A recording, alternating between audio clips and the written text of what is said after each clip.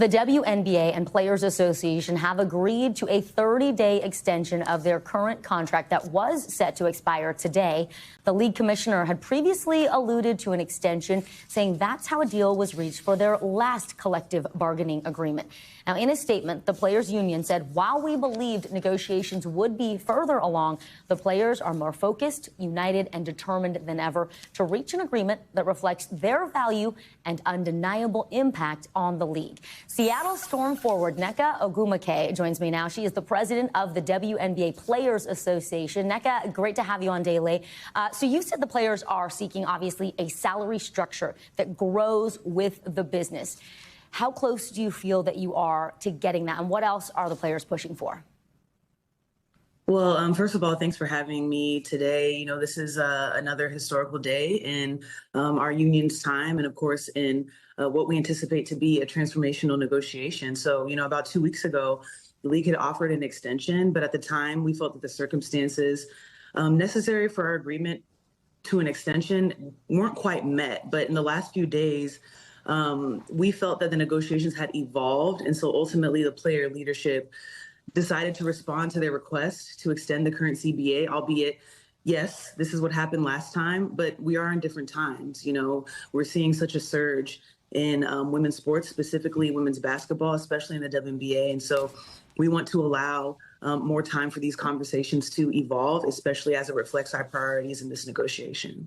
You know, Nneka, the deal y'all made back in 2020, it was supposed to run through season, but then the union exercised its opt-out clause. That actually then moved the expiration date up to this year.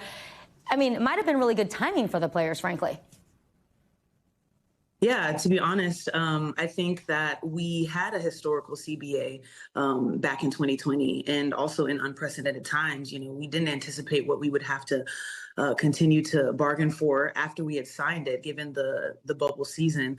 But I think those times really prepared us for what we're experiencing now. You know, being able to continue on in good faith in these negotiations with an agreement of an extension, albeit we wanted to maintain the urgency to reach what we want and know will be a transformational CBA, by also including the right for us to terminate the extension at any time with 48 hours notice, because we understand how big this moment is. It's a huge moment. Historically, WNBA players' salaries and salary caps have been fixed numbers. This new arrangement you all are talking about would give players room to grow with the business. It makes sense from a business standpoint, absolutely. Is that how it works in men's sports? Yeah, so, you know, our priorities haven't changed. You know, when we say transformational, we want a salary system that's tied to a meaningful share of revenue that we help generate. It's the same standard that we see in men's professional leagues. But, you know, along with that, and as these conversations evolve, we can begin discussing more of the items that are also priorities for us, which include better working conditions across the board, including playing and practice facilities. And then, of course, protections to honor the players who built the league, the legends of this league, while continuing to set up the next generations for success. You know, as you're talking, Nneka, I can't help but think about the investments that were made in the New York Liberty by the Tsai family. And then guess what? They won the whole championship. So, you know, that kind of investment can have a real payoff. For you personally, as the president, representing all of these women, what have you learned from being a part of these negotiations?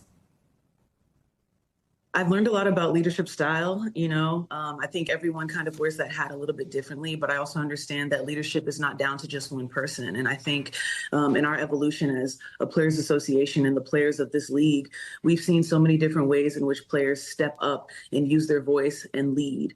And I'm so happy and grateful to be a part of a cohort of women who not only perform at such a high level, but also know their value and know how to demand it and negotiate it, and hopefully set an example for the movement and the progress that we want to see when it comes to equity for women, not just in sport, but everywhere. I got 3 athletes at home, 3 girls at home. We appreciate it. Good luck to you with your season, Nneka Ogwumike. We appreciate it. We thank you for watching. And remember, stay updated on breaking news and top stories on the NBC News app, or watch live on our YouTube channel.